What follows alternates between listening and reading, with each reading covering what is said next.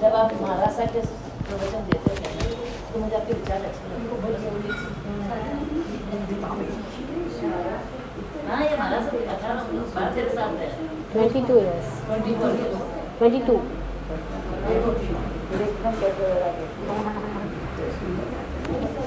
हाँ, आज इसीलिए हमको मौका मिल गया ना इनके साथ बैठने का। ऐसा ना 22 years तक मैं जैन साध्वी के रूप में सब रही सुनिए हूँ। प्लीज। और ऐसे कोई कारण नहीं था कि मैं वहाँ से यहाँ पर आऊँ। मेरे को अपने भीतर एक और नेक्स्ट लेवल के गुरु की तलाश थी, जो मेरी यात्रा यहाँ तक लेकर आए, उसके आगे भी मेरे को गुरु जी लेके जाए, ऐसी प्रेयर थी मेरे भीतर। क्या हुआ, जैसे आप लोग देखते हो ना मारा साहब लोगों को, तो आप लोग के देखने का अलग नज़रिया होता है, और जो मारा साहब की ज़िंदगी में जी रहा है और उसको जो पता है वो आप लोगों को नहीं पता होता है ना। सिंपल सी बात है, जैसे नहीं करनी सब बहुत फ़र्क होता है ना। डिफरेंट। तो ये बचपन से कुछ अंडरस्टैंडिंग, जैसे अपन कुछ लेकर आते हैं और कुछ हमको मिलती जाती है। तो मुझे बहुत अच्छे मारा साहब लोग ज़िंदगी में मिले। सब ने मुझे बहुत शिक्षा दी, बहुत संस्कार दिए, सारा शास्त्र ज्ञान मैंने प्राप्त कर लिया। दीक्षा के 2-3 साल के अंदर मैंने लगभग सारे शास्त्र रट लिए, पढ़ लिए, और एकदम कठोर क्रिया जैसी करनी चाहिए, टू द पॉइंट वैसे करती थी। और फिर जब पता लगा इतना सब कुछ करके भी आत्मज्ञान क्यों नहीं हो रहा, तो कुछ मेरे भीतर है अभी जो जिसका समाधान नहीं है, जिसका समाधान कहाँ मिलेगा। तो जो परंपरागत महाराज साहब जिनसे मैंने पढ़ाई करी है ना, जयमल संप्रदाय में, हस्तीमल जी महाराज साहब के संप्रदाय, श्रवण संघ में, जगह जगह जहाँ जब जो मिलता था मेरे को अवेलेबल होता था, मैंने दीक्षा से पहले से ही सबसे पढ़ रही थी। तो बहुतों से कनेक्शन है, बहुतों के साथ मेरा परिचय है। लेकिन सबसे सवाल करती हूँ तो कहीं जाके लगता है कि वो लोग भी मेरे को सेटिस्फाई नहीं कर पा रहे हैं, ऐसा। क्योंकि अनुभव की बात अलग होती है और पढ़ी हुई बात अलग होती है। तो अब जब पढ़ी हुई बात है तो मेरे को भी पता है, मुझे अनुभव की बात चाहिए। अब वो जिनको होगा वही बता सकता है ना, और कहीं कैसे बता सकता है। तो फिर उन दिनों में मेरे को विराट गुरु जी ज़िंदगी में आए। विराट गुरु जी एक ऐसी शख्सियत है जो वेश से तो गृहस्थ में थे, और अध्यात्म में जिनके भीतर जोत जग गई थी।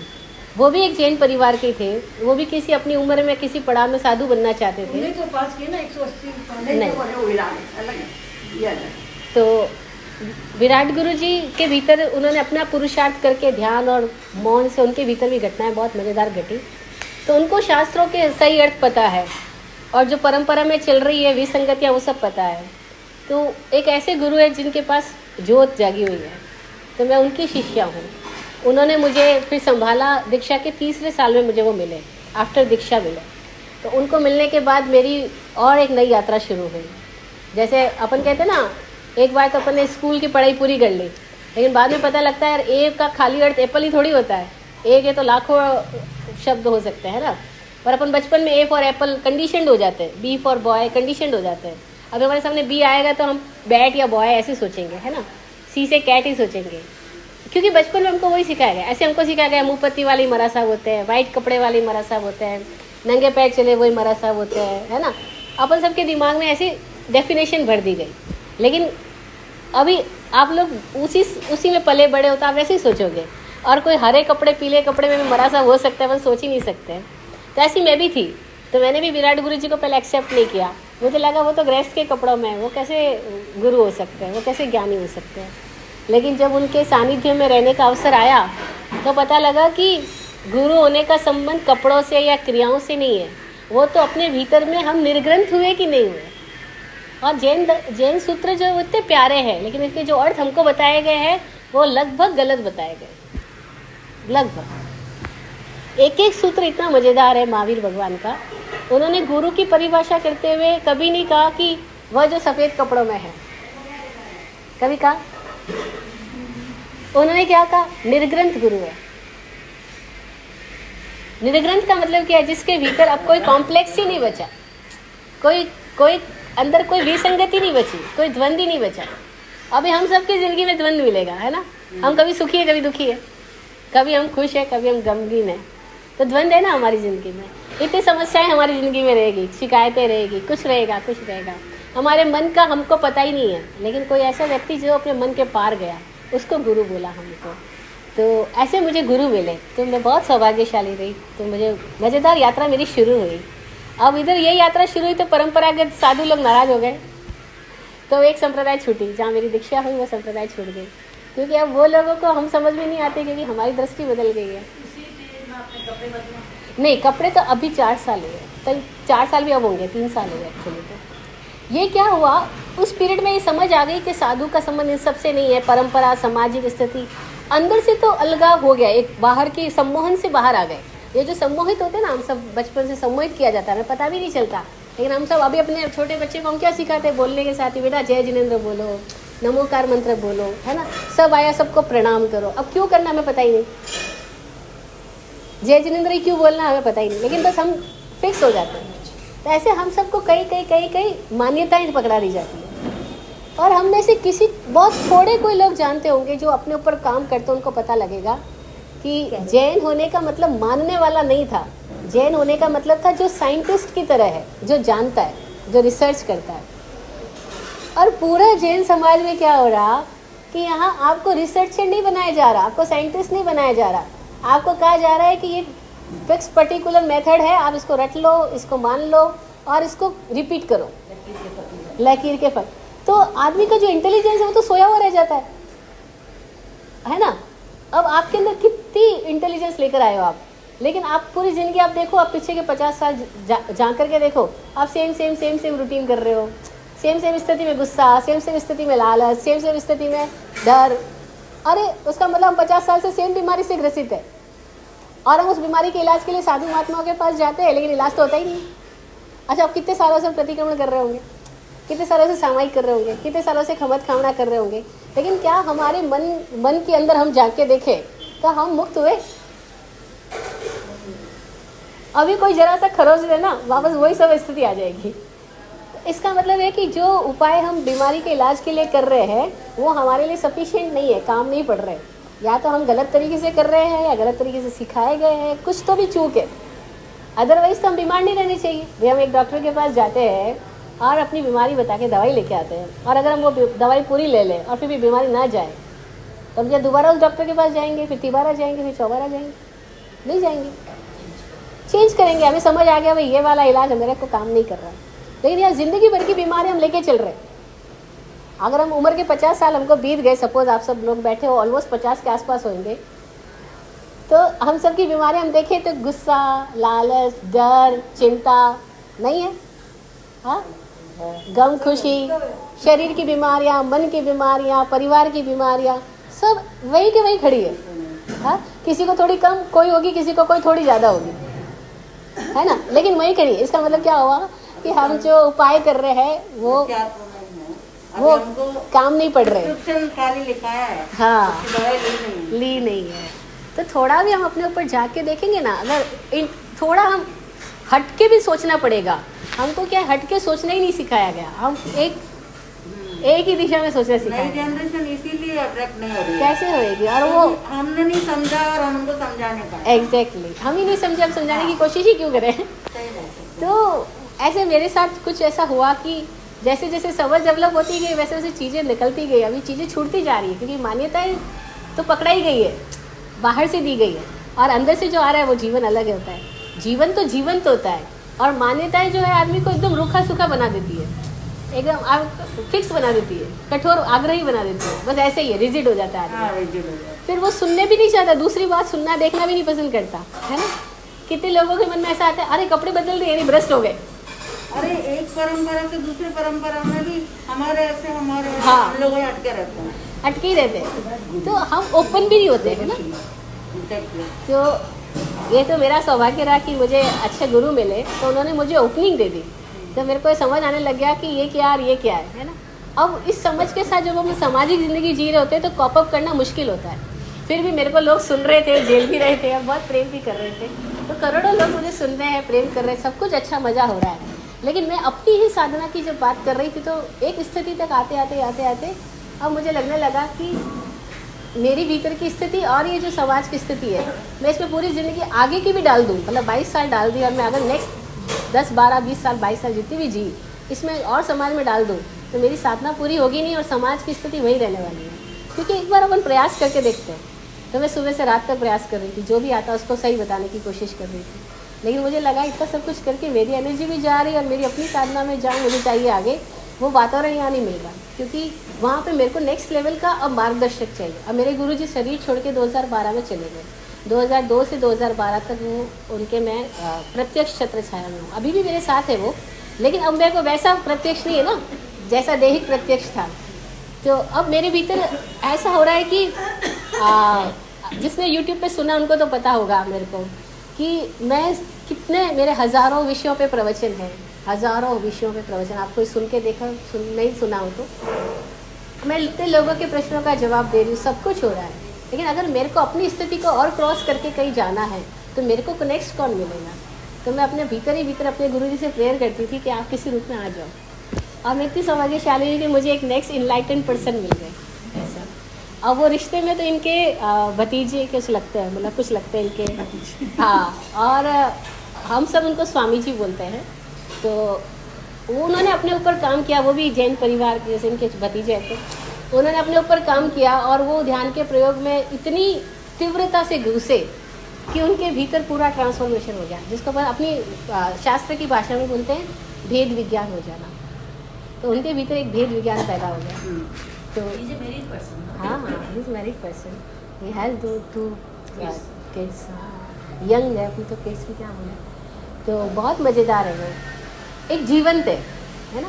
और जीवित सदगुरु के बिना हमारी यात्रा नहीं हो पाती है। हम सबको, अगर हम अपने ही कोई गहरी स्थिति में आए हैं पहले से परिपक्व होके तो बात अलग है, अदरवाइज हम सबको कोई ना कोई सहयोग निमित्त चाहिए होता है ना। उनको अंतरात्मा से साक्षात्कार हो गया आप, हाँ, उनके भीतर कुछ हुआ। हाँ, तो क्या वो हमको एक्सप्लेन कर सकते हैं इस अनुभव को? वो बताते हैं जब आप उनसे बात समझ सकते हैं, समझ क्यों नहीं समझ सकते। तो क्या आप हमको उस पर थोड़ा प्रकाश डालेंगे कि हम किस दिशा में बढ़े अपने? इसी यही चाहिए हमको, इसी के लिए तो मैं यहाँ आई हूँ। इसी के लिए तो मैं यहाँ आई हूँ, ये मुझे इसीलिए लेकर आया है। जो मेन बात पकड़नी है हमको, वही आपने मेन बात देखो जो उनकी जीवन में घटी और मेरे जीवन में जो एक ना घट पाई, चूक क्या रह गई। मैं किताबों के थ्रू गई, क्योंकि बचपन से मुझे शास्त्र सूत्र ये वो परंपरा है ना, मैं इस रास्ते पे बढ़ती गई और वो किसी प्रपंच में गए नहीं। उनके भीतर अपनी ही समझदारी से, जीवन के अनुभवों से जब परिपक्वता आई, जब वो अपनी उम्र के 40 साल में थे। मैं जिन स्वामी जी की बात अभी आपको बता रही हूँ, जिनके साथ में मैं रह रही हूँ और जिनके लिए मैंने कपड़े बदले, उनके साथ रहने के लिए कपड़े बदले, और कोई कारण नहीं है। अगर आपको पता लग जाए कि दुनिया में सब अंधे आदमी और एक आपको आँख वाला मिल गया, तो आप किसके साथ रहना पसंद करोगे? आँख वाले के पास। और आँख वाला आपको कहे कि तू अंधों की तरह मत चल, आप थोड़ी बंदों की तरह चलोगे। तो that's why I change my dress. और लोग बोलते दीक्षा छोड़ी, मैं कहती दीक्षा होती है तो छूटती नहीं है, अगर नहीं हुई है तो ही छूटेगी। मेरी हुई है तो छूट कैसे सकती? दीक्षा का मतलब है आँख मिल जाना। तो आँख मिल गई तो आप थोड़ी अंधा होएगा, है ना। तो दीक्षा नहीं छूटी है, मैंने कपड़े बदल दिए, मैंने अपनी जीवन शैली बदल दी। क्यों बदल दी? क्योंकि मुझे नेक्स्ट लेवल के गुरु मिल गए ऐसा।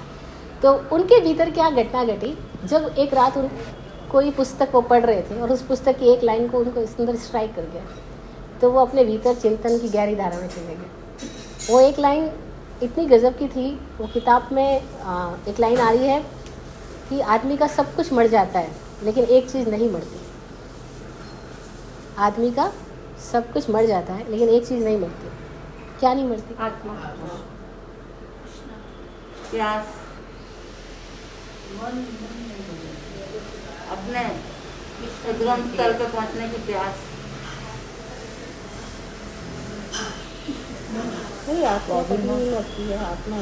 आप जानते हैं आत्मा क्या है? या सुनी सुनाई बात कह रहे हो या अपने अनुभव के कह रहे हो? आत्मा जरा नहीं, आप अपने अनुभव की बात करो।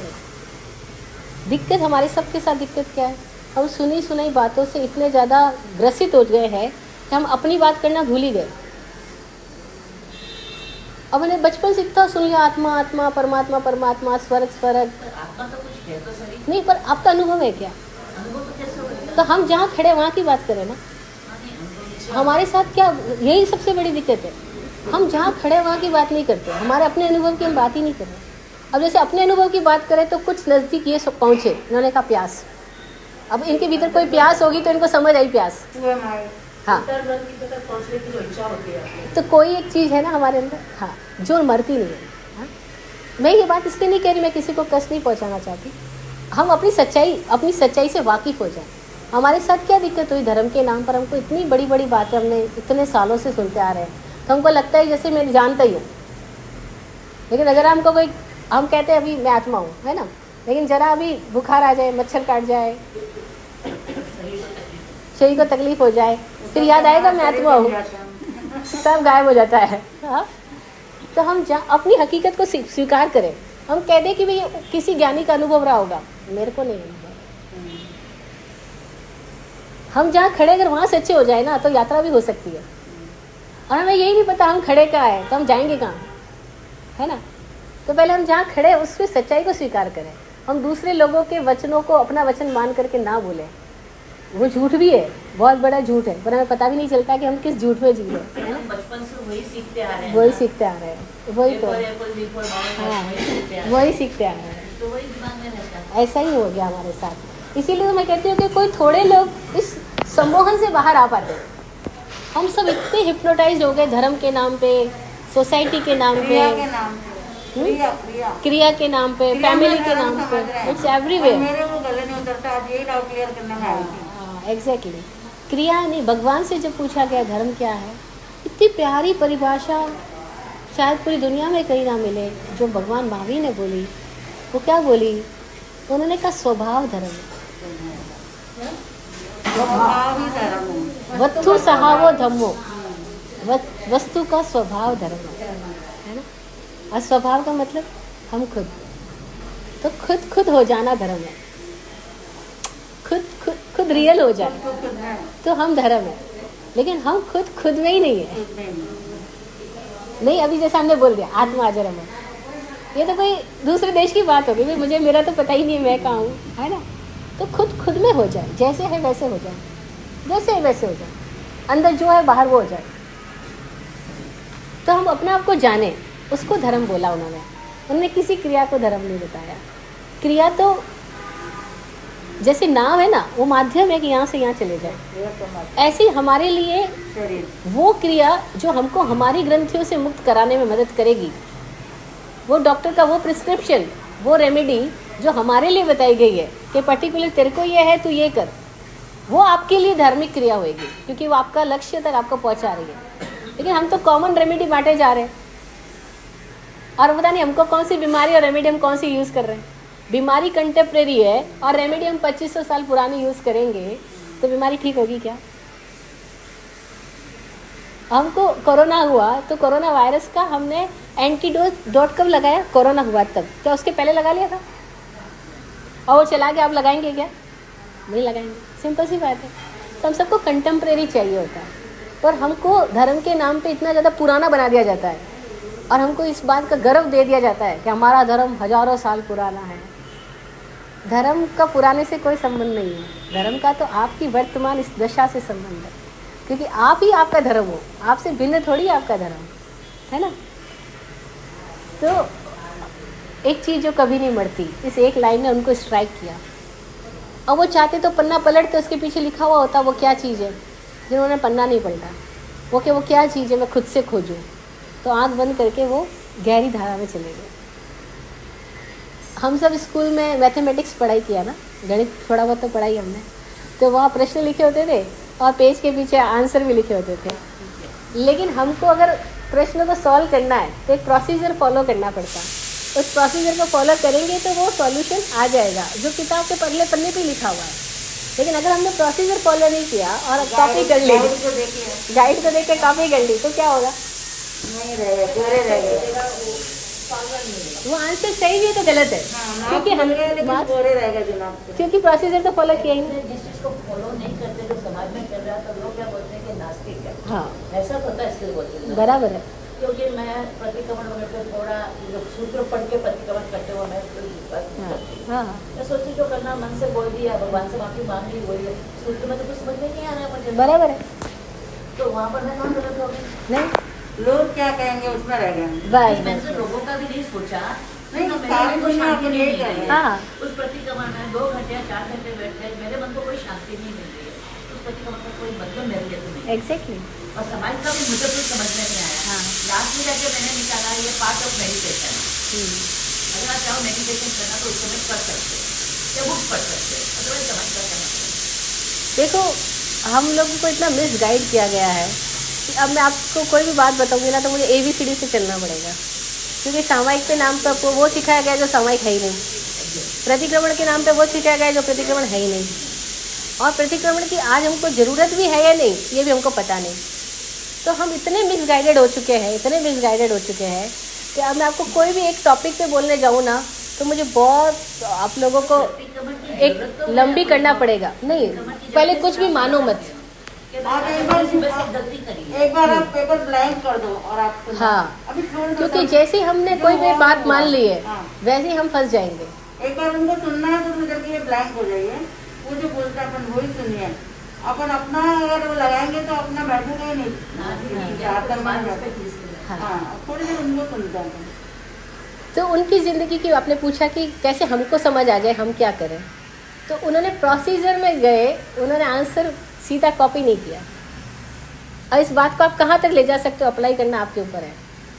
कहाँ तक आप इस एक छोटी सी लाइन को अपनी ज़िंदगी के अनुभव में गहराई में उतार सकते हो कि हमको कोई भी आंसर कॉपी नहीं करना, हमको अपनी लाइफ के एक्सपीरियंस में जाना, अपनी लाइफ के प्रोसीजर में जाना। वो गए बिकॉज ही इज़ इंटेलिजेंट।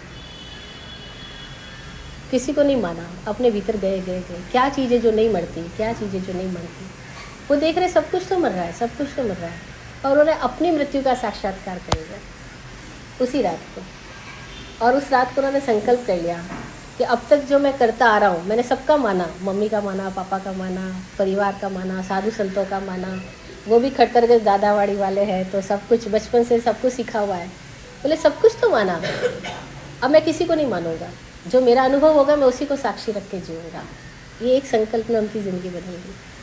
अब मैं मानूंगा नहीं, खुद जानूंगा, ये संकल्प उनके अंदर से आया और अपनी मृत्यु का साक्षात्कार उनके भीतर घटित हुआ। अगले दिन सुबह उठ के, क्योंकि उनको ये लाइन समझ में आई ना, सब कुछ मर जाता है लेकिन एक नहीं मरता। तो क्या नहीं मरता, उसको खोजते गए खोजते गए खोजते गए, तो उनको लगा सब कुछ तो मर रहा है। कल मेरे ये पड़ोसी थे नहीं रहे, कल मेरे रिश्तेदार थे नहीं रहे, ये घड़ी सामने है वो थोड़ी देर पहले बंद हो गई थी, इसमें मैंने सेल डाला तो वापस जान आई, घड़ी बंद हो गई थी, यानी सब कुछ तो मर रहा है, सब कुछ तो मर रहा है। वो देखते देखते देखते देखते उनके भीतर कुछ भूचाल मचा। उनके परिवार में कुछ ऐसी घटनाएं पहले कभी घटी होगी, वो सब याद आई कि कैसे कोई यंग लोग भी मर गए, तो मृत्यु का संबंध उम्र से भी नहीं है। तो सारी घटनाओं ने और उनकी अपनी स्थिति के भीतर, अपन कहते हैं अभी बॉयल हुआ, अब कोई तो 2 सीटी में बॉयल हो जाता है, कोई 4 सीटी में बॉयल होता है ना।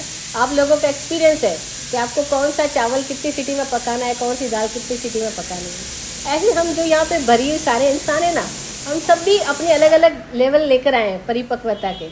अब कोई तो एक लाइन पढ़ करके जाग गया, और हम जैसे कितनी किताबें पढ़ करके भी कहीं अटके रह गए हैं ना, क्योंकि हम अपने ऊपर नहीं आए, हमने मान लिया। वो अपने ऊपर आते गए ना, और उनकी बॉइलिंग का लेवल वो होगा कि वो 99 ऑलरेडी हो गया था, 100 होना बाकी था।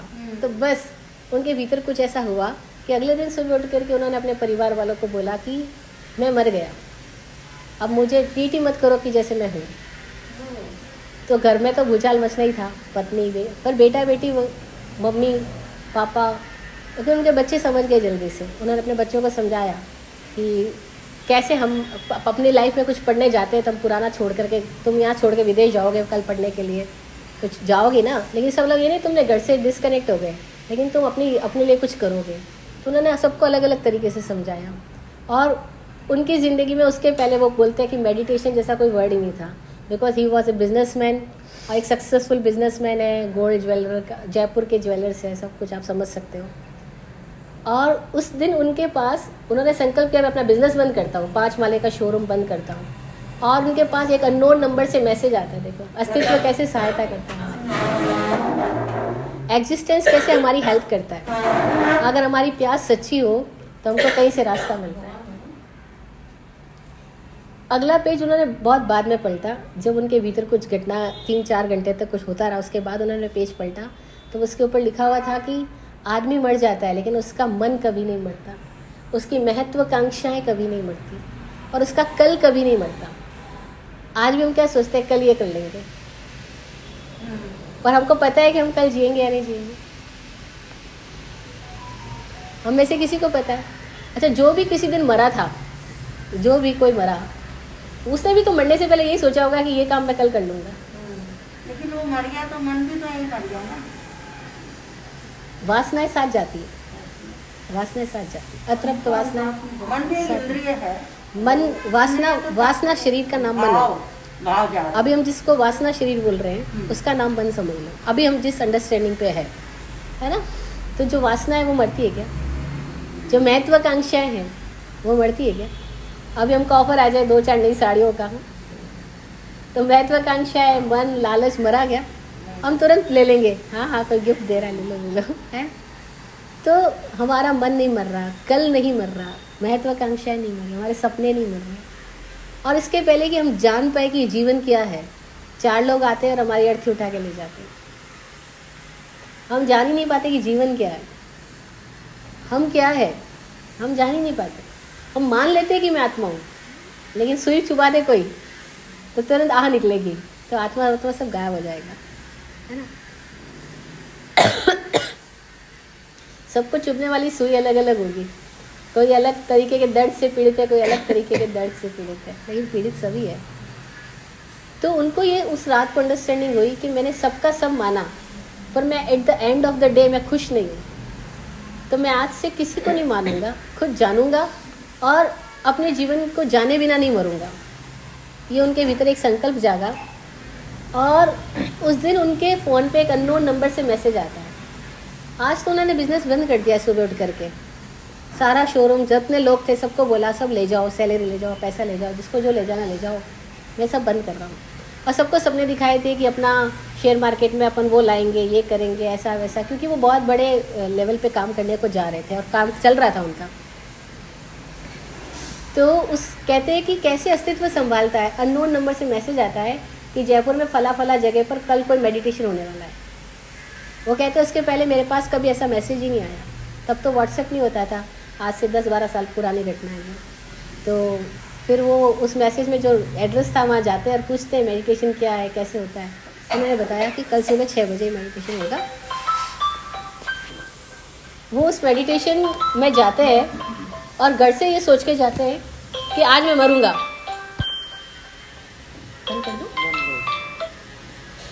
कि आज मैं मरूंगा यानी अपना 100% जॉब दूंगा। अभी हमको कह दे कि 100% तू 1 घंटा यही चुपचाप बैठे रहना, आंख बंद करके ध्यान अंदर रखना, हम पता ही नहीं चलेगा, हमारी चंचलता हमको कहाँ ले जाएगी 1-2 पल में, है ना। और वो उसका जो पहला मेडिटेशन का प्रयोग उनके सामने आया वो ओशो का द्वारा दिया गया डायनेमिक मेडिटेशन था। तो उस डायनेमिक मेडिटेशन का प्रयोग उन्होंने किया। आप में से किसी ने जाना हो तो बहुत लोग अपरिचित होंगे। डायनेमिक मेडिटेशन में पूरा सक्रिय ध्यान होता है, तो बहुत ज़ोर से सांस बाहर छोड़ना, मतलब पूरा शरीर तंत्र पूरा हिल जाता है। वो कहते हैं कि मेरे को पता ही नहीं, मैं तो सोच के गया था मरूंगा, और उस 1 घंटे के 1.5 घंटे के मेडिटेशन के प्रयोग में उनके भीतर कुछ ऐसा घट गया, कहते हैं उसको समझने में उनको 4.5 साल लगे। लॉजिकली कंक्लूड ही नहीं कर पा रहे वो हुआ क्या था उनके साथ में। मतलब कि एक विस्फोट हो गया, जैसे पानी 100 डिग्री पे बन जाता है तो एवोपरेट हो गया, और वो पानी नहीं रहा, और वो क्वालिटेटिव फ़र्क आ गया। तो वो कह रहे हैं कि ये फ़र्क कोई क्वांटिटी का होता समझ में आ जाता कि मैं वही आदमी हूँ, लेकिन मैं वही आदमी नहीं रहा, क्वालिटेटिव चेंज आ गया। और उसके बाद उनके भीतर से आने लगा बस मुझे मौन में जाना है, मौन में जाना है, 3 महीने का मौन करना है। तो फिर वो अपनी मौन साधना के लिए फिर ध्यान साधना, फिर जगह जगह गए, फिर तो घर भी छोड़ दिया, कई आश्रमों में रहे, कई हिमालय में रहे, जंगलों में रहे। ऐसे करते उनको 4.25 साल में उनके भीतर एक जो लास्ट ग्रंथि थी वो भी ख़त्म हो गई। तो अभी वो निर्ग्रंथ है ऐसा। अब उनको समझ पाना पहले तो, क्योंकि हमारे देखने के चश्मे अलग होते हैं, तो हम समझ पाएंगे बिल्कुल भी आवश्यक नहीं है, लेकिन उनके अंदर कुछ है। और मेरे को जो प्यास थी कि मुझे कोई मिले, जैसे मुझे वो मिले 2020 में मिले, और 2021 में मैंने ड्रेस चेंज किया। ड्रेस चेंज करने का कोई कारण नहीं था, मुझे एक ही था कि मुझे इनके साथ रहना है, इनके साथ सानिध्य में साधना होगी। तो मेरा पूरा ग्रुप साथ था, मैं ग्रुप लीडर थी साध्वी जीवन में, तो मेरा पूरा ग्रुप जब तक साथ था कोई दिक्कत नहीं थी। जब मेरे ग्रुप और आजू बाजू के लोगों ने क्वेश्चन मार्क करने शुरू किए, वो ज्ञानी पुरुष का अपमान करने लगे, तो मुझे सहन नहीं हुआ। तो मैंने कहा, हमारे गुरुजी ने कभी कहा था किसी का अपमान मत करना, और ज्ञानी पुरुष का तो कभी भी नहीं करना, तुम क्यों अपमान कर रहे हो। लेकिन उन लोगों भी अपनी मान्यता से ग्रस्त आ गए। तो जब मान्यता आ जाती है ना, वो रोड़े बन जाती है, वो प्रत्यक्ष को नहीं देखने देती। मान्यता का अर्थ समझना चश्मा लग गया, मतलब कोई बीच में बात आ गई। जैसे हमने ये मान लिया कि वाइट कपड़े वाले साधु होते हैं, रंगीन कपड़े वाले असाधु होते हैं, एक मान्यता ही है। भगवान ने पूछा गया साधु कौन, तो उन्होंने कहा वह जो जागृत है वो साधु है। सुत्ता अमुनि मुनिनो संयम जागरन्ति। उन्होंने क्या परिभाषा दी मुनि की, वह जो जागृत है अपने में वह मुनि है, और वह जो सोया हुआ है यानी विचारों में खोया हुआ है वो अमुनि है। लेकिन इस परिभाषा को तो कोई समाज के सामने प्रेजेंट तक भी नहीं करते। वो समाज के सामने क्या प्रेजेंट करेंगे कि जो 5 मुहूर्त पाल रहा है, जो मुँहपत्ती पहन रहा है, मुँहपत्ती वाले तो मुँहपत्ती का प्रचार करेंगे, बिना मुँहपत्ती वाले तो बिना मुँहपत्ती वाले का प्रचार करेंगे। सब लोग ने अपनी अपनी परंपराओं को धर्म के नाम पर, महावीर के नाम पर प्रचारित करते हैं। जो असली महावीर के सूत्र है वो कोई थोड़े लोग बोलते हैं और कोई थोड़े लोग उसके अर्थों की गहराई में जाते हैं। तो हम लोग मिसगाइडेड है। अगर इतनी भी बात पता लग जाएगा मिसगाइडेड है, तो शायद हम राइट गाइडेंस के लिए अपने भीतर कोई प्यास तो जगाएंगे, और प्यास पैदा हो जाए तो आपको कोई ना कोई मिल ही जाएगा। इतना मैं भी मानती हूँ, मेरे को आसानी से नहीं मिला। जब दीक्षा लेते ही मुझे पता लगा मैं गलत जगह आ गई, मैं जिसको धर्म समझ के आई यहाँ तो वो नहीं है, तो मैं बहुत परेशान हुई।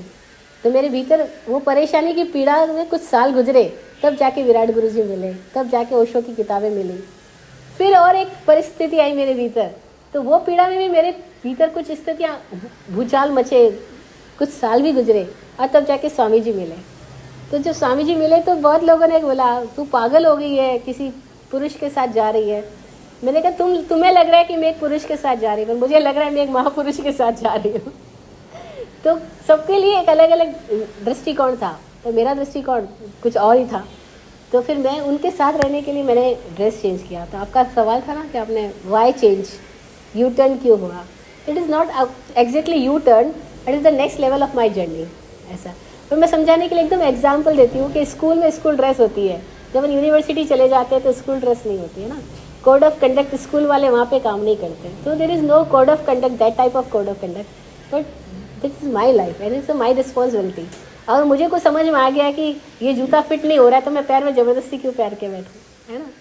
तो अच्छा है अपनी फिटिंग का जूता देखो। करेक्शन अपने अंदर होता है, हम दूसरा में नहीं करना चाहिए, हमको अपने मुद्दे की बात करनी है। धर्म बिल्कुल बिल्कुल, धर्म में दूसरे बाजू में क्या है, हस्बैंड क्या कर रहा है, वाइफ क्या कर रही है, कोई मतलब नहीं है। एग्जैक्टली, मुझे क्या करना है वही ध्यान रखना है बस। ऐसा ही तो बात चली है तो नहीं तो हमको कोई जरूरत भी नहीं थी। बिल्कुल, एक्सप्लेनेशन पूछ लिया तो फिर बोलना पड़ा, अदरवाइज ये टॉपिक पे इतनी बार बोल चुके। हमको तो बस यही जानना है। आप कैसे आगे बढ़ो, तो आप अपनी प्यास को जगाओ। अगर ये प्यास गहरी है ना, आपको पानी मिलेगा। बस अपनी प्यास के प्रति जागृत हो जाओ। क्या वाकई आप खुद को जाने बिना मर जाओगे। अभी जैसे जो चल रहा है आजू बाजू में, अरे प्रतिक्रमण नहीं करते रोज, अरे इनको प्रतिक्रमण नहीं आता है, मतलब जैसा लगता है दूसरों ने को प्रतिक्रमण आता तो हमसे बड़ा अचीवमेंट कर लिया, मतलब हमको कुछ ज्ञान ही नहीं, ऐसा लगता है। कभी कभी अपन भी मिसगाइड हो जाते हैं।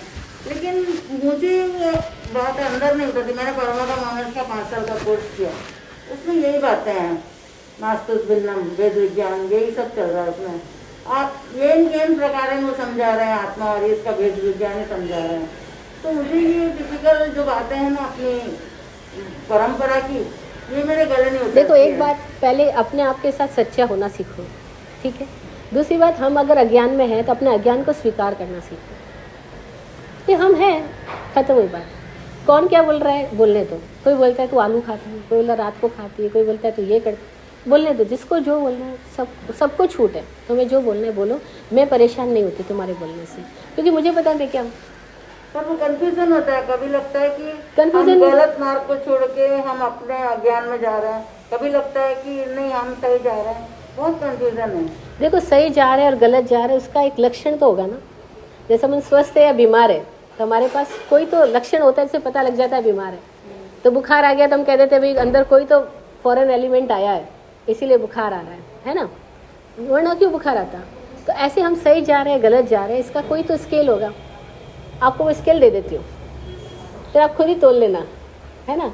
अब हम सोनार के पास जाते हैं तो वो क्या थोड़ी आपके सोने को देख करके कुछ करता है, वो तो उस पर डाल देता है। उसके पास सोने को तोलने वाला स्केल है, उस पर डाल देता है, उसको पता लग जाता है इस पत्थर पे डालने पर कि अरे ये आपका सोना 24 कैरेट है कि 22 कैरेट है कि कितना कैरेट है ना। तो ऐसे ही भगवान की वाणी ने सब हमको सूत्र दे दिए। सूत्र क्या है, वो स्केल है, वो मापदंड है, उसके ऊपर अपने आप को तोल के देख लो। कि मेरा सोना सच्चा है कि खोटा है ना। अगर आप सही जा रहे हो, आपके जीवन में खुशियाँ आएगी, आकुलता व्याकुलता नहीं आएगी, बेचैनी खत्म हो जाएगी। अगर आप सही होते हैं, आप गलत दिशा में जा रहे हो, आपकी बेचैनियाँ बनी रहेगी। व्याकुलता बस इतना सिंपल सा लक्षण है। आप कभी भी बेचैनी है, आप अपना पहले लक्षण पहचान लो कि आपके अंदर बेचैनी है ना। हमें ये नहीं पता हमारा लक्षण है क्या करके। हाँ, नहीं, बेचैनी तो है। पता तो नहीं, आप देखो ना, आपके अंदर कोई ऐसी खुशी है क्या जो किसी और के कारण से नहीं आ रही है? किसी के कारण से नहीं आ रही, अपने अंदर ही एक खुशी है। और क्या ऐसी खुशी है क्या जो परमानेंट है? अगर आसपास परिवार या स्थिति अगर ऐसी हो उस पे सुखी नहीं रह पा रहे, क्योंकि वो भी जरूरी है। हम ग्रस्त रह रहे हैं तो बाकी सब चीजें भी देखनी जरूरी है। अगर पूरी प्रतिकूलता है, अनुकूलता नहीं है और सब कुछ गलत जा रहा है तो हम कैसे सुखी रह सकते हैं? क्या आप ऐसा करोगे कि आपके घर में 2 लोगों को बुखार हो गया तो क्या आप अपने आप को भी बुखार में डाल दोगे, या आप बुखार को ठीक करने की कोशिश करोगे और खुद को भी स्वस्थ रखने की कोशिश? करेंगे, पर उसमें आप दुखी तो नहीं, दुखी होने का मतलब फिर तो गड़बड़ हो गया। फिर आपने तो बुखार खुद ले लिया, अपने आप को बुखार में डाल दिया। नहीं, आप दूसरे को दुखी देख करके अगर दुखी हो रहे हो तो आप गलत दिशा में जा रहे हो। आप पहले जिम्मेदारी दूसरे की ली जा सकती है या खुद की ली जा सकती है? पहले ये तय कर लो। दूसरे की ले सकते हो क्या? कोई भी नहीं ले सकता। जैसे बच्चा परेशान है, हाँ, तो अपन भी परेशान तो होते ही हैं। हम इसलिए परेशान होते हैं क्योंकि हम ऑलरेडी परेशान है। हाँ, तो बच्चे परेशान नहीं, बच्चे की वजह से नहीं हो रहे, हमें परेशान हम है ही, और हमें परेशान रहने की आदत ही है। और अब हम परेशानियों के रोज नए बहाने ढूंढ लेते हैं। किसी दिन तो बच्चा परेशान इसलिए, किसी दिन पति परेशान है इसलिए। क्या सोचा जाए? वही, हाँ, सब कुछ गलत हो रहा है। इसके लिए आपको क्या सोचा जाए, आप ऐसा पूछ रहे हो तो पहले एक बात तय कर लो कि आपकी जिंदगी के लिए आप जिम्मेदार हो या कोई और। दूसरों से बड़ा इन्फ्लुएंस तो होते ही है ना। देखो, ये बहाना हो गया। अगर आप खुद ही जिम्मेदार हो आपकी ज़िंदगी के लिए, हाँ, रोड पे कितना भी ट्रैफिक है, आपकी गाड़ी जब आप ड्राइव कर रहे हो तो आपको अपनी गाड़ी की ड्राइविंग पे ध्यान देना है या दूसरों की गाड़ियों से प्रभावित ही होते रहते रहना? वो दूसरों की है, पर बच्चे तो अपने हैं ना। नहीं, कोई भी अपना नहीं है। सब गाड़ियां हैं जो एक सेम ट्रैक पे चल रही है। हम एक सेम रोड पे सब लोग चल रहे हैं। बस एक फैमिली में है तो सब साथ चल रहे हैं, नो डाउट। लेकिन आपको अपनी गाड़ी ड्राइव करनी होगी ना भाई, आपको अपने पैरों पे चलना होगा ना। लेकिन ध्यान तो रहता है ना। देखो, मैं नहीं कह रही हूँ कि आप दूसरे से प्रभावित मत बनो। मैं कह रही हूँ पहले आप अपनी जिम्मेदारी लेना सीख लो। हमको बचपन से ये मिसगाइड किया गया है कि हमको सबकी जिम्मेदारियां लेना सिखाया गया, खुद को छोड़ के। उस टाइम समता में रहना। नहीं, मैं ये नहीं कह रही समता में रहना। ये ऐसी आदर्श बातों से कोई किसी की जिंदगी में समता नहीं आती है। मैं कह भी दूं समता में रहना, आप रह ही नहीं सकोगे, क्योंकि किसी भी आदर्श बातों से हमारी जिंदगी नहीं बदलेगी। हमारी जिंदगी तथ्य को जानने से बदलेगी। Know the fact. फैक्ट क्या है? नहीं, पहले आप फैक्ट समझ लो कि आप किसी को सुख नहीं पहुंचा सकते, आप किसी को दुख नहीं पहुंचा सकते। वो सामने वाला है, अपनी मर्जी से वो सुख लेना चाहे सुख लेगा, दुख लेना चाहे दुख लेगा। एक बात। दूसरी बात, आपको कोई सुख दे नहीं रहा है और कोई दुख दे नहीं रहा है। ये आपकी चॉइस है कि आप किसी भी घटना में से सुख ले रहे हो या दुख ले रहे हो। ये आप ही की चॉइस है। नहीं, आप पहले सिंपल देखना सीख जाओ। पहले एकदम सिंपल देखना सीख जाओ कि हमको जिंदगी में कोई दूसरा व्यक्ति ना दुखी कर सकता है ना सुखी कर सकता है। हम सुखी या दुखी होते हैं अपने कारणों से, हमारी चॉइस होती है। हम चूज क्या करते हैं? जैसे आप यहाँ आके बैठे ना, सब ने अपनी अपनी कुर्सी चूज करी है, ठीक है ना। ऐसे हम पूरी जिंदगी हर चीज़ चूज करेंगे। अभी ग्लास आएगी आप चूज करोगे, नाश्ता आएगा आप चूज करोगे, हम सब चूज करते हैं। अब जानबूझ करके कोई ऐसी चीज़ चूज करे जिससे कि हम दुखी है, तो जिम्मेदार कोई दूसरा नहीं है, हम जिम्मेदार हैं। एक बात। दूसरी बात, कोई मर रहा है, कोई जी रहा है, कोई बीमार हो रहा है। अगर आप स्वस्थ हो तो कुछ हेल्प भी कर सकते हो, लेकिन आप खुद ही बीमार हो तो आप क्या हेल्प करोगे? देखो, आपके पास से दूसरों को क्या मिलेगा? वही तो मिलेगा जो आपके खुद के पास होगा। भाई, मैं आपको आके बोल रही हूँ तो मुझे 5 करोड़ रुपए दे दो, आप क्या बोलोगे कि बहन मेरे पास होता तो मैं ज़रूर देती, है ना। मेरे पास अभी 500 है तो आप 500 ले लो, सपोज आप ये कहोगी, है ना।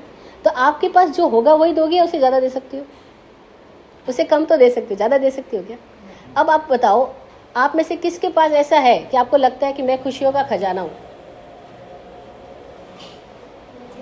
अगर है तो आपसे किसी को खुशी मिल सकती है। और आप खुद परेशानियों के खजाने हो और आप सोचते हो मेरे बेटे का दुख देख के मैं उसको सुख पहुंचा दूं, तो पहले आप खुद तो सुखी हो जाओ। आपसे सुख है ही नहीं तो सुख मिलेगा कैसे।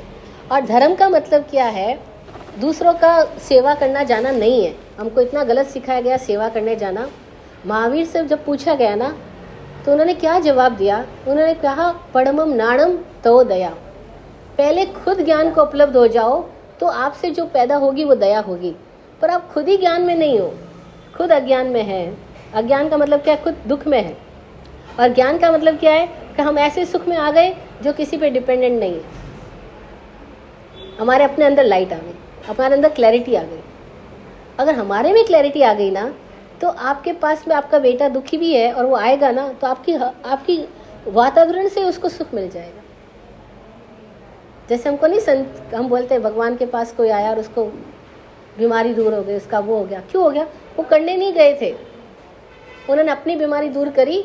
बस उनके होने से जगत की बीमारियां घटने लग गई। अगर प्रॉब्लम जो है उसका सलूशन तो ऐसे तो नहीं निकलेगा। कुछ ना कुछ प्रॉब्लम कहाँ है, बाहर है या अंदर है? अपने अंदर की प्रॉब्लम है, ठीक है। हमें बाहर नहीं है। प्रॉब्लम से वो तो एकदम सॉल्व तो नहीं हो जाएगी अपने ऐसे बेटर होने से। अच्छा, तो आप जो इतने सालों से कर रहे हो क्या उससे सॉल्व हो गई? मान रही हूँ आपकी बात, समझ रही हूँ। नहीं, मेरी बात मत मानो, बिल्कुल भी मत मानो। अपने अनुभव को आगे रखो। अगर आप जिस रास्ते से चल रही हो, जिस तरीके से अब तक चल रही हो, अगर उससे आपको समाधान हो गया है तब तो आपको मेरी बातों की कतई आवश्यकता नहीं है। लेकिन आपको समाधान नहीं हुआ है तो इसका मतलब ये है कि आपने कोई जो तरीका चुना है उसमें कुछ गलती है, कुछ भूल है, कुछ सुधार की आवश्यकता है। ठीक है ना? अगर उस सुधार की आवश्यकता है तो आप एक और नई इंसाइट लेके जा सकते हो। और मेरी इंसाइट, मेरी बात को सुन के आपको एक इंसाइट डेवलप हो सकती है। फिर आप उसको एक्सपेरिमेंट करो। आप पहले से मत मानो होगा कि नहीं होगा, हमें भी नहीं पता। आप खुद प्रयोग करो कि क्या आप अपने ऊपर काम करो और आप सुखी हो जाओ। बस ऐसा करके देखो, फिर आपका वातावरण में क्या होता है। लेकिन आप खुद को किए बिना दूसरों को करने जा रही हो तो सालों से कर ही रही हो, उसे क्या हुआ? भाई सारे साधु संत खुद बीमार है और पूरे समाज को धर्म का उपदेश दे रहे हैं, और हो क्या रहा है? हर धर्म स्थानक में आपको झगड़े मिलेंगे।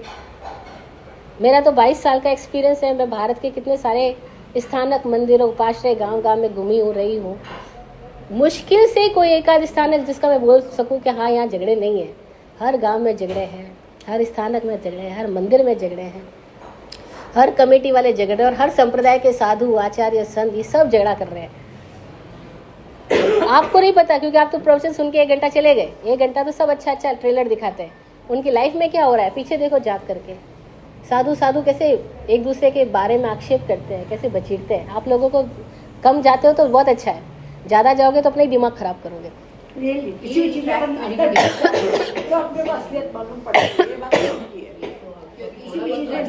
ये सब साधु को वहाँ रहने देते नहीं है। नहीं, ये सब क्यों हो रहा है?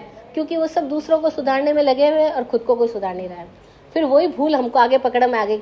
अब आप प्रवचन सुन के आते हो 1 घंटा, आप आके अपने बेटे को देते हो प्रवचन, बेटी को देते हो, उसे मांगी ही नहीं प्रवचन, मांगा ही नहीं सलाह, बिना मांगे सलाह दिए जाते हो, बिना मांगे सबको सुनाए जाते हो। तो वो सब अंदर ही अंदर, ऊपर से तो सुन लेंगे, अंदर कहते हैं खुद को तो देख लो, हमको क्यों सुना रहे हो? अगर समय करके उठते हैं, हमारे अंदर थोड़ी भी क्षमता है तो वो अपना प्रकट होती है। हम समय करके उठते हैं फिर झगड़ा शुरू कर देते हैं। तो हम एक क्लास में आ रहे हैं, हमारा थोड़ा सा फीलिंग थोड़ा चेंज फील हो रहा है तो हमारा आना सार्थक है। नहीं आप तो किसी भी मेरी बात को मानना मत, अपने अनुभव को आगे रखना। खाली एक बात ध्यान रखो कि वो तरीके जो आप अपनाए जा रहे हो सालों से, सामायिक के, प्रतिक्रमण के, स्वाध्याय के, ध्यान के, उन सब तरीकों से भी आपको शांति नहीं मिली, आपको समाधान नहीं हुआ है, आप इनलाइटेंड नहीं हुए, हल्के नहीं हुए, बेचैनी खत्म नहीं हुई है। इसका मतलब है कि वो तरीकों में भूल है। तो आपको अपने ऊपर वापस विश्लेषण करने की ज़रूरत है। और आप अपने अंदर अगर सच्चे ज्ञान की प्यास पैदा करोगे तो मिलता ही है, ये मेरा अनुभव है। अगर मुझे ऐसी स्थितियों में गुरु मिल गए तो आपको क्यों नहीं मिलेंगे? इन्होंने बोला ना ऐसा, पहले मैं भी उसी पे सोचती थी। फिर मुझे एक इंसिडेंट हुआ, उसके बाद में मेरा थिंकिंग चेंज हो गई कि मेरे हस्बैंड को गले में गांठ हुई थी, ऑपरेशन हुआ, निकाल दिया। तो जब बाद में पता चला, डॉक्टर का फ़ोन आया कि वो कैंसर वाली थी, मैंने रोना शुरू किया। तो मैं मेरी ननद के घर में थी जयपुर में, तो वो मुझे आके क्या बोली, मैं मेरे हस्बैंड के सामने तो चुपचाप रही, डॉक्टर से बात कर ली, अंदर जाकर जीजी के गले लग के जोर से रोना शुरू करा, मतलब कंट्रोल नहीं कर पाई। तो उन्होंने बोला तुम समझदार हो, तुम ही ऐसे करोगे तो इसको कौन संभालेगा। वो एक लाइन को मतलब मेरे को ऐसा लगा कि नहीं, इस टाइम में मेरी ड्यूटी क्या है कि मुझे समझदारी से काम लेना है। अब मैं बड़ी से बड़ी चीज़ को सहन कर सकती हूँ उस एक इंसिडेंट से, कि दुखी के साथ हम भी दुखी हो रहे थे, हम उसको क्या सब संभालेंगे। ये आपने बोला अभी एग्जैक्ट नहीं, दुखी व्यक्ति से जो निकलेगा वो दुख होगा, सुखी व्यक्ति से जो निकलेगा वो सुख सुख होगा। होगा। और हमसे वही निकलेगा जो हम हैं। हम हैं पे क्या है उस पर तो ध्यान नहीं दे रहे, और हम क्या देंगे उस पर ध्यान दे रहे हैं, तो गड़बड़ हो जाएगा। ऐसा हम क्या है उस पर ध्यान दो। और धर्म का मतलब दूसरों पे ध्यान देना नहीं है। धर्म का मतलब स्वभाव में आना है, और अगर स्वभाव में आना है इसका मतलब क्या है कि प्रभाव में नहीं जाना है। सिंपल सी बात है ना। और प्रभाव में जा रहे हैं, कौन क्या कहेगा, कौन क्या सोचेगा। अगर हम इस प्रभाव में जा रहे हैं इसका मतलब क्या हुआ कि हम स्वभाव में नहीं। तो हमें एक दिशा तय कर लो, स्वभाव की दिशा में जीना है या प्रभाव की दिशा में जीना है। ऐसे कोई सोचे भी नहीं कौन क्या करेगा, लेकिन स्वभाव तो भी स्वभाव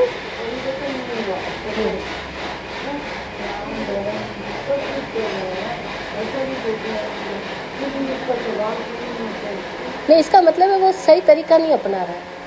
वही तो मैं कह रही हूँ, आपकी रेमेडी में कोई चूक है ना, तभी बीमारी वहीं के वहीं खड़ी है। तो जिसको हम धर्म और ध्यान के नाम पे कर रहे हैं, क्या वो धर्म ध्यान है? सवाल पूछना पड़ेगा ना। तो आपका मतलब धर्म क्या है? धर्म का मतलब है अपने स्वभाव में जीना, स्वभाव खुद को जानना, खुद को जानना और खुद की सच्चाई में जीना। मंदिर मारा सब वो सब धर्म है ही नहीं, कोई भी नहीं है। बोलते ना अपने स्वभाव में ना धर्म, कोई वो तो सभी बोलते हैं। मंदिर जाना, भगवान ने कहीं नहीं कहा मंदिर में जाना धर्म है। भगवान ने कहीं नहीं कहा स्थानक जाना, उपाश्रय जाना धर्म है। और भगवान ने कहीं नहीं कहा ये पलेवड़ा करना, ऐसी क्रियाएं करना, ये सब धर्म है। उन्होंने एकदम फार्मूला, एक साइंटिस्ट की लैंग्वेज कैसी होती है, एकदम साइंटिफिक फार्मूला दिया। क्या फार्मूला दिया कि वस्तु सहावो धम्मो, वस्तु का स्वभाव धर्म है। वस्तु मतलब क्या है, जो कुछ भी हमें दिखलाई पड़ रहा है वो सब वस्तु है। तो हमारे सबसे निकट की वस्तु क्या है? ये शरीर, हमारा स्वभाव, ये शरीर हमारे सबसे निकट की वस्तु है ना। क्योंकि कपड़े भी शरीर के जुदा है, सबसे निकट क्या शरीर है। तो इसका स्वभाव किसके अंदर होगा? वस्तु का स्वभाव वस्तु के अंदर होगा। तो इस शरीर का स्वभाव शरीर के अंदर है। हमारा शरीर कैसे बढ़ा, कैसे विकसित हुआ? अंदर से बाहर हुआ या बाहर से अंदर हुआ? अंदर से बाहर हुआ ना। हम जब माँ के पेट में आए तो कितने से थे, फिर हम बढ़ते बढ़ते है ना। तो इसका मैन्युफैक्चरर कहीं अंदर है, कोई मैन्युफैक्चरर है जो अंदर है, जिसकी वजह से शरीर चल रहा है। भी अभी अपन सब एक जैसा खाना खा लें तो भी सबके शरीर एक जैसे होंगे, अलग अलग? इसका मतलब है कि अंदर कोई ऐसा तत्व है जो सेम मटेरियल डालने पर भी प्रोडक्ट सबका अलग अलग आ रहा है। तो देयर इज समथिंग, वो हमारे भीतर कोई तो है। वो जो हमारे भीतर कोई है, वो जो मैन्युफैक्चरर नाम दे सकते हैं अपन उसको, क्या हम उसको जानते? अच्छा, क्या हम उसको जान सकते हैं? जान तो सकते हैं पर अभी जानते नहीं है। ठीक है। जानते नहीं अच्छा, है, जान उसको सकते जानने के लिए हमको कहाँ जाना पड़ेगा? अपने- बाहर किसी मंदिर स्थान में, अपने स्वभाव में, बाहर किसी तीर्थ यात्रा, कुंभ महाकुंभ, अपने भीतर जाना पड़ेगा। अच्छा, अपने भीतर जाने के लिए हम अपनी ईमानदारी से बात करें, 24 घंटे में से हम कितने मिनट भी डिवोट करते हैं अपने अंदर झांकने के लिए? आप सामायिक के नाम पे सामायिक करके आप सब भजन गाओगे, पोची सोनम गाओगे, प्रार्थनाएं गाओगे। भगवान ने कहा था क्या सामायिक का मतलब कुछ करना है? आप सबको करेमी बनते का पाठ आता होगा, सामायिक करते हो तो उसमें स्पष्ट आता है न करेमी न कारवेमी और करंतम्पि अन्नम न समणु जानामी, जो आप लोगों को नहीं सिखाया जाता। मन सा वैसा कैसा, यानी मन से भी कुछ नहीं करना, वचन से भी और काया से भी। ना करना है, ना कराना है, और ना कौन क्या कर रहा है इसका ध्यान करना है। किसी का अनुज्ञान भी नहीं करना है। हाँ, करंतम्पि अन्नम न समणु जानामी का अर्थ होता है कि कौन क्या कर रहा है उसका अनुज्ञान भी नहीं। किधर सीटी आ रही है, किधर कौन चाय बना रहा नहीं बना रहा, दूध वाला आया नहीं आया, किसी का ज्ञान नहीं करना है। पड़ोस में कौन आके बैठा, उसने क्या कपड़े पहने हैं, कुछ भी ज्ञान ही नहीं करना। मतलब क्या हुआ कि सारे दरवाजे बाहर से बंद कर दिए, अब भीतर ही जाना है। तो 1 घंटा 48 मिनट आप बिना कुछ किए अपने आप में बैठना सीखो। वो प्रैक्टिस हमें करवाई ही नहीं गई।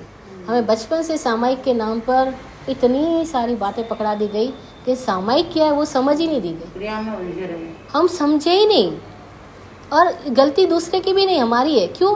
आप एक साड़ी लेने जाते हो तो 25 दुकानें घूम लोगे, 25 साड़ी निकलवा लोगे, किसकी क्या कीमत, कितनी चलेगी, ये वो अपना दिमाग चलाते 100 हैं। सवाल कर लोगे।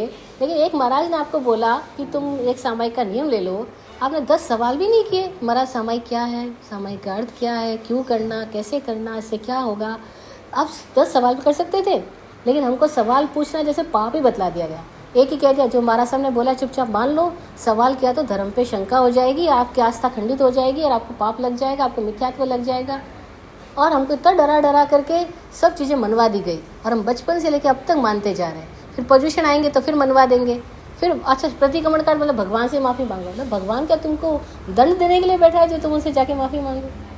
क्या उटपटांग बातें हमको सिखाई गई भगवान धर्म के नाम पे, श्रमा के नाम पे, दूसरों से क्षमा। अरे जीवन में स्वीकार भाव आ जाए, उसको क्षमा कहा था। ना हमको किसी को माफ़ करने जाना है, ना किसी से माफ़ी मांगनी है। जैसे आप किसी को माफ़ करने गए, इसका मतलब है आपने उसको अपराधी तो मान लिया, ये तूने अपराध तो किया, चल मैं तुझे माफ़ करता हूँ, अपराधी मान लिया ना। इसका मतलब है आपने उसको दोषी तो मान ही लिया, इसका मतलब ये तो मान ही लिया कि वो गलत है। क्षमाओं सब होते हैं ना, तो खुद की गलती की माफी मांगो। नहीं, हमको माफ़ी मांगने कहीं जान, धर्म का संबंध दूसरों से नहीं था। हमको इतना गलत ट्रैक पे ले जाया गया।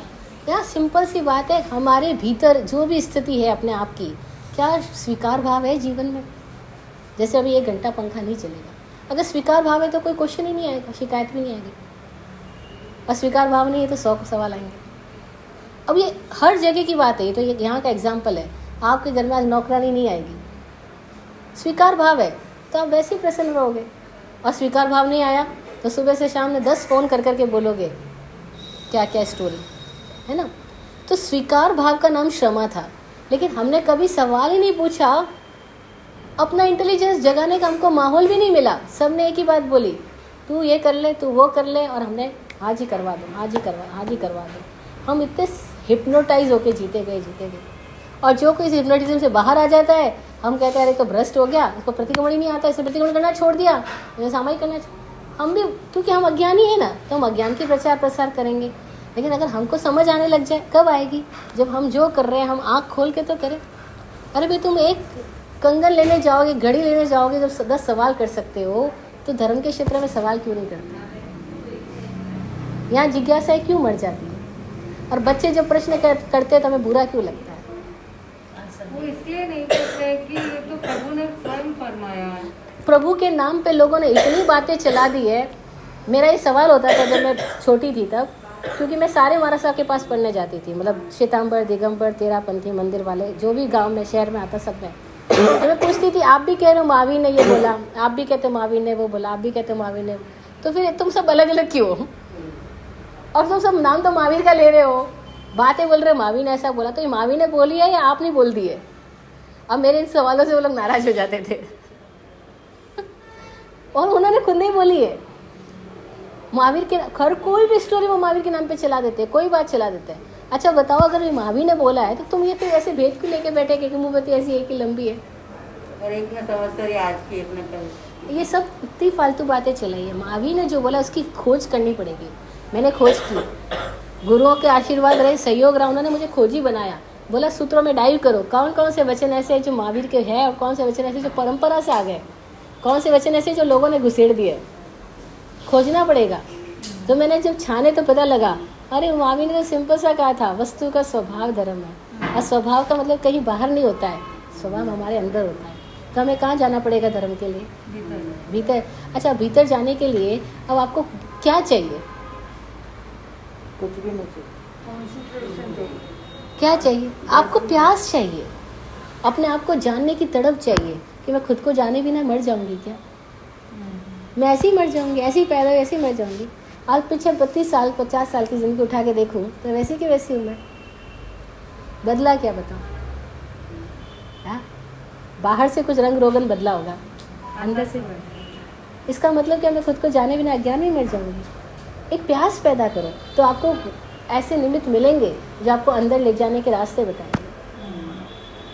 भगवान ने उसको धर्म ध्यान बोला कि जो आपके अंदर ले जाने के लिए आपको सहयोग करेगा। ऐसे कोई विधियां हैं, उन विधियों में भगवान के टाइम जो विद्या विकसित हुई थी वो अलग थी। आज हमारे पास फिर कोई ऐसे कंटेम्प्रेरी भगवान मौजूद है जिन्होंने फिर नई विधियां दी है, क्योंकि आज हमारी बीमारी दूसरी हो गई है, तो आज फिर नए मेथड चाहिए हमको, है ना। तो उन्होंने नई विधियां दी है, अब वो विधियां हमारे पास मौजूद है। अगर हम उन विधि के ऊपर चलना शुरू करें, प्रयोग करना शुरू करें, तो हमको अपने अंदर जाने के रास्ते मिलेंगे। और आपका मन है तो हम अभी भी कर सकते हैं एक प्रयोग। अभी भी हम 1 घंटा एक प्रयोग कर सकते हैं, ध्यान का प्रयोग कर सकते हैं। अभी आपने बोला परमम नानम तवोदया, मेरे को इसको वापस थोड़ा आपने इसका कहा अर्थ है पहले ज्ञान फिर दया। दया कब आएगी, सेवा कब आएगी? जब ज्ञान आएगा।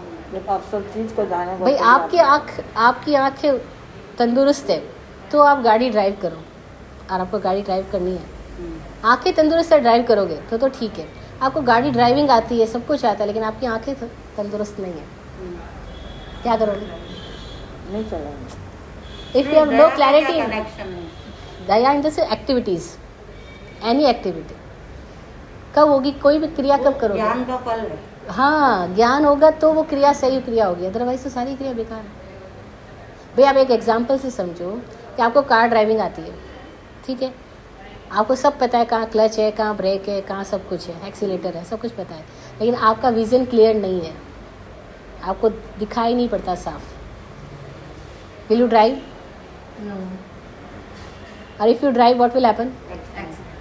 सिंपली बात है। तो इम्पोर्टेंट क्या हुआ? ज्ञान, विजन, ज्ञान। आपकी दृष्टि क्लियर हो, उसको उन्होंने बोला दर्शन। ये तो बाहर का दर्शन है, ऐसे ही भीतर का दर्शन। दर्शन श्रद्धा नहीं है, दर्शन है देखने की स्थिति। क्या हम अपने आप को देख पा रहे हैं?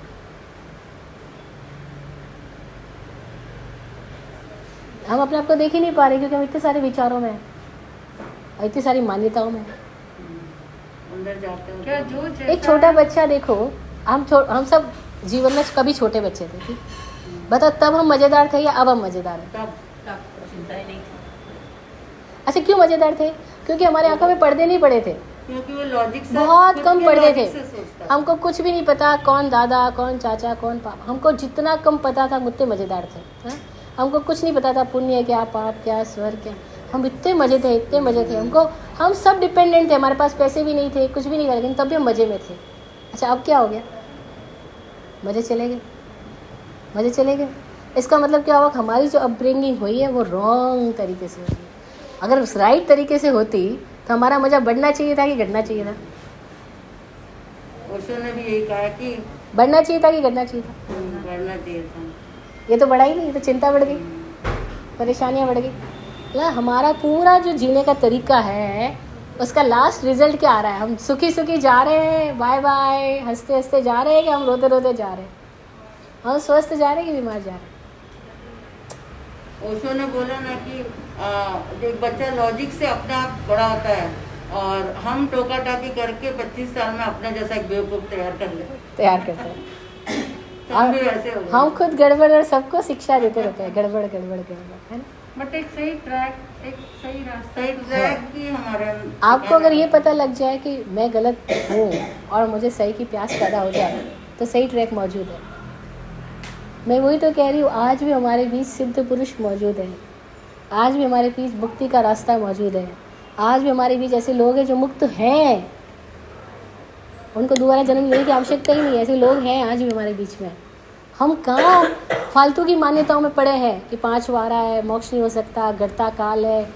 ये बातें हमको इतनी गलत सिखाई गई है। मैंने सारे शास्त्र पढ़े हैं, मैं इसलिए ये बातें दावे के साथ कहती हूँ कि आगम सूत्रों में कहीं भी नहीं लिखा हुआ है कभी मोक्ष नहीं हो सकता है। किसी दिगंबर मूल शास्त्र और किसी श्वेतांबर मूल शास्त्र में कहीं भी शास्त्र पाठ में कहीं नहीं लिखा हुआ है कि मोक्ष नहीं हो सकता। पीछे किताबें लिखने वालों ने कुछ भी लिखा होगा, किताब तो कोई भी छाप सकता है, उसकी क्या गारंटी? मोक्ष का मतलब है जन्म मरण हमें कुछ नहीं पता। मोक्ष का सिंपल सा मतलब है कि हमारे भीतर एक स्थिति है जो अभी बंधन में है, हमें पता लग रहा है ना, क्योंकि हम बेचैन हैं। तो हमारे भीतर एक ऐसी स्थिति भी है जहाँ हम मुक्त है, हमारे ऊपर कोई भार ही नहीं है, कोई चिंता ही नहीं है, कोई तनाव ही तो नहीं। आपके हिसाब से जो बंधन से मुक्ति वही वही मोक्ष है। हाँ, मोक्ष तो वही है, बंधन सारी मान्यताओं की बातें छोड़ दो, आप अपने अनुभव पे ध्यान दो, बिल्कुल अपने अनुभव को आगे रख के जियो। अब सब सारी बातें उधार है, एक बात समझ लो। आपका अनुभव क्या है? अनुभव मैं आपको उधार में 32 देवलोकों की बातें सुना दूंगी, 7 नरकों की बातें सुना दूंगी, लेकिन आपका अनुभव जो है वो तो आपका ही रहेगा ना। इससे आपका क्या फर्क पड़ जाएगा? और हम सब ने गलती क्या करी, अपने अनुभव को तो हमने गौण कर दिया और इतनी सारी बातों में इतने 100 प्रश्न लिया है और 100 तरह के जवाब लिया है। फिर हम रोज कंफ्यूज है, ये महाराज ये जवाब देते हैं, वो महाराज ये जवाब देते, इसकी मानो उसकी मानो। वो क्वेश्चन भी उधार और उनके आंसर भी उधार। और मेरी स्थिति क्या है उसकी तरफ मेरे दृष्टि नहीं दे। और आप अपनी स्थिति पे 1 घंटे भी बैठ के सोचने लग जाओ ना कि मैं कहाँ खड़ी हूँ, मेरी क्या स्थिति है, और क्या मेरे को जगाने के लिए कोई और व्यक्ति चाहिए या खुद को जगाना होगा? क्या मेरी जिम्मेदारी लेने के लिए कोई भगवान महावीर आएंगे कि मुझे लेनी पड़ेगी? मुझे तो मैं कब लूँगी? कल लूँगी कि आज लूँगी? आज ही लेना, अभी से लेना। हाँ, फिर अभी से लेना है ना। तो बस इसी वक्त रास्ता खुल जाएगा। रास्ता कहीं बाहर होता तो कोई और खोलेगा। रास्ता कहाँ है? हमारे अंदर धर्म कहाँ है? और जब अंदर ही है तो कौन लेके जाएगा अंदर? कोई और थोड़ी लेके जाएगा। पागल हो रही हूँ जो मैं सोच रही हूँ और आगे लेके जाएगा। मैं खुद ही ले जाने वाली हूँ, तो मेरे को कौन रोक रहा है? मैं खुद ही रोक रही हूँ। नहीं तो फिर गुरु की जरूरत है क्या? गुरु पूरे चारों ओर गुरु मौजूद है, पर हमारी नज़र गुरु पे नहीं है, क्योंकि हम देख ही नहीं पा रहे। हम इतने सारे सपनों में, विचारों में, मान्यताओं में भटक रहे हैं। क्या दृष्टि है जो हमें देखनी है? What we should see? खुद को, कुछ को नहीं उसको देखना। कैसे देखें? पहले प्रश्न तो पैदा हो। अभी ये प्रश्न उधार है। जिस दिन ये प्रश्न आपका होगा कि खुद को कैसे देखे, उस दिन आपको उत्तर भी मिल जाएगा। लेकिन प्रश्न उधार है। अभी मैं बोली तो आपके अंदर प्रश्न आया। आपका अपने से जिस दिन प्रश्न पैदा हो जाए ना कि अरे मैं खुद को जाने बिना कैसे मर रही, मैं बेचैनी में नहीं मरना चाहती, मेरे अंदर बेचैनी है। कभी आता है ऐसे ही वो चिंतन चलता है अंदर। बस तो जिस दिन ये स्थिति ऐसी हो जाए कि ये प्रश्न आपको सोने ना दे। अभी प्रश्न उठा, अभी जवाब नहीं मिला, घर जाके सो जाएंगे, चाय पकौड़े खाएंगे, मस्त हो जाएंगे। ये सारी बातें यहीं रह जाने वाली है। 10-15 मिनट के बाद में सारी बातें यूं काफुर हो जाएगी, बाहर जाते ही 100 विषय सामने आ जाएंगे। मंदिर वगैरह जाना है सर, कोई जरूरी नहीं है। बिल्कुल, महावीर ने नहीं बोला, आपकी चॉइस है। आपको समाज में अपना मंदिर जाने से अपने ड्रेसेस भी तो दिखानी है समाज में जाकर आपको के। अपना कोई अच्छा दिन आता है तो ये दिमाग में होता है ना, चलो शुरुआत कर ले कोई मंदिर में जाकर। नहीं, वो सब बातें देखो, ये सब सामाजिकताएं हैं। हमने सबको क्लब करने के लिए कोई तो स्थान चाहिए क्लबिंग करने के लिए। आपने मंदिर को अपना क्लब का अड्डा बना रखा है, जवानों ने अपने रेस्टोरेंट को क्लब का अड्डा बना रखा है, सबने अपने अपने क्लबिंग के अड्डे बना रखे हैं। ऐसे तो नहीं, वहाँ जाके वहाँ का वाइब्रेशन, वहाँ का aura, we feel positive, we feel something। देखो ये सब इसलिए है क्योंकि हमारी मान्यताओं में जिस दिन बिना सम्मोहन के देख सको उस दिन बोलना। अभी बचपन से हमको सिखाया गया है। अभी लोग बोलते हैं ये क्षेत्र की बड़ी ऊर्जा है। अगर आँख बंद करके उनकी पट्टी लगा करके किसी ऐसे क्षेत्र में ले जाया जाए, वो बता ही नहीं पाएंगे। बट फर्क तो लेकिन पड़ता ना, फिर- स्थानक जाते हैं वहाँ एक शांति अजीब सी महसूस तो होती है ना। वो होती है। क्यों होती है? क्योंकि आप घर के माहौल से विपरीत माहौल में जा रहे हो। आप जैसे आज मेरे को कोई प्रॉब्लम है बट मैं इस क्लास में ना, तो मेरे को एक टेंशन फ्री अच्छा माहौल भी मिलता है करके ऐसा लगता है कि देखो ये सब होता है, ये सब होता है, लेकिन क्या ये समाधान है क्या?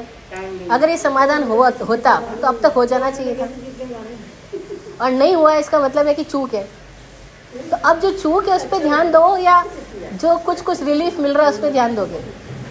भाई मैं आपको बीमारी में एक ऐसी दवाई खिलाती हूँ 2 घंटे आपको नींद आ जाती है, तो आप बार बार वो 2 घंटे नींद आने वाली दवाई खाना पसंद करोगे, बीमारी दूर करने वाली दवाई खाना पसंद? बस तो फिर 2 घंटे रिलीफ की बात क्यों करते हो?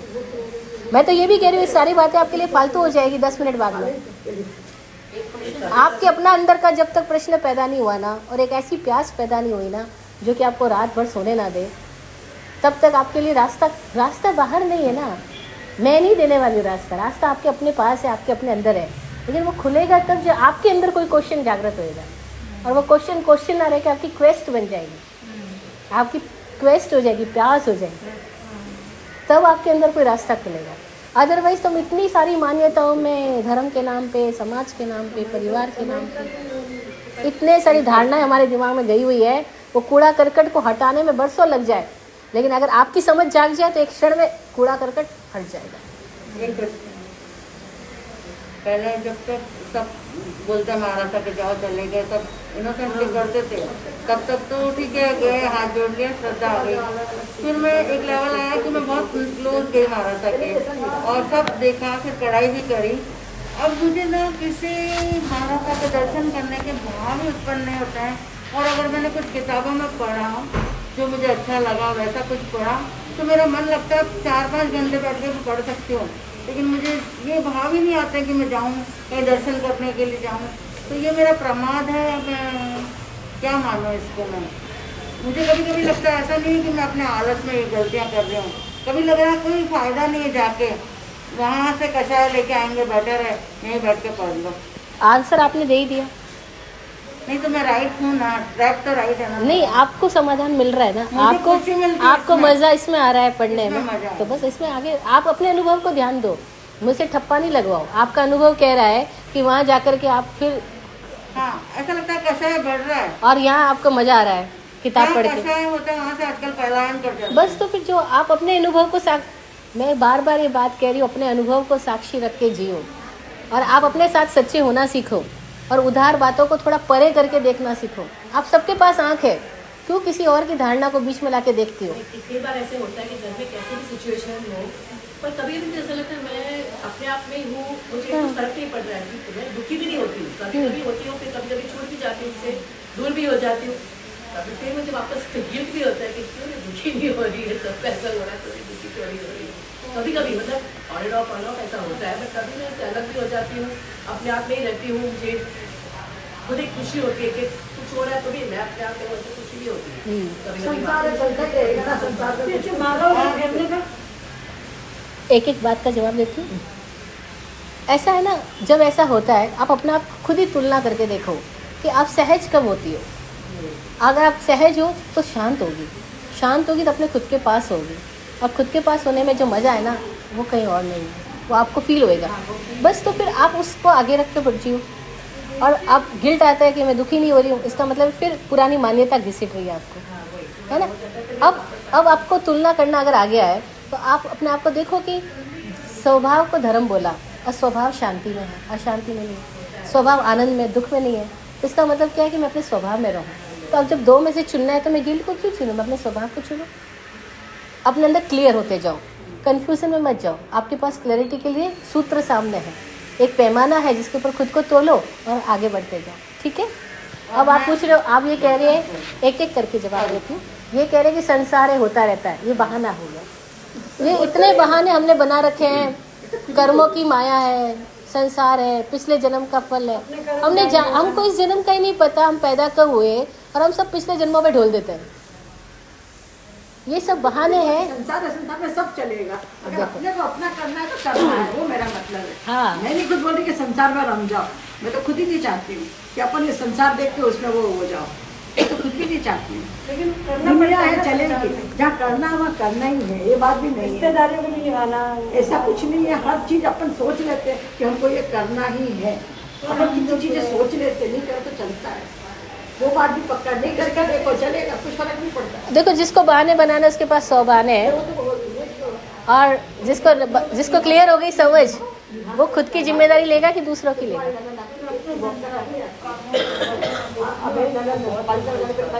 सब एक साथ बोलेंगे तो कुछ सुनाएंगे।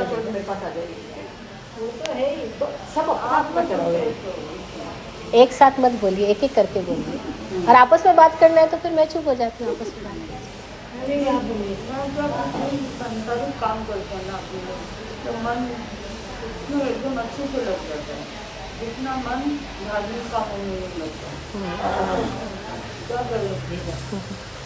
ऐसा है ना, आपके लोग संसारिक काम करते तो मन लग जाता है, धार्मिक काम करते तो मन नहीं लगता। हकीकत में कोई भी काम सांसारिक या धार्मिक नहीं है, काम तो काम ही है। और हमारा जो मन है ना, वो मन सांसारिक ही है, मन धार्मिक होता ही नहीं है।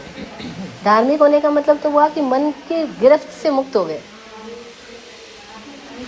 सामायिक करते हैं माता क्योंकि हम सामायिक जानते नहीं ना, इसीलिए सामायिक में मन नहीं लगता। सामायिक क्या है हमें पता ही नहीं है। नहीं, सामायिक क्या है हमको पता ही नहीं है।